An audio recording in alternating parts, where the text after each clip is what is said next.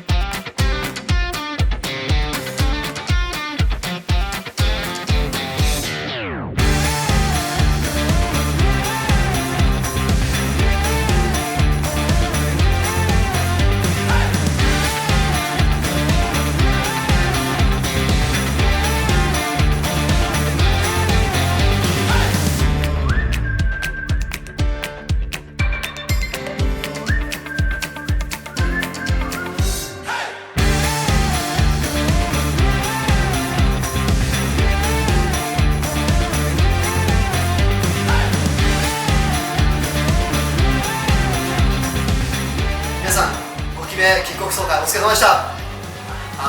無事この景品も当ててプレゼントをゲットできましたでしょうか。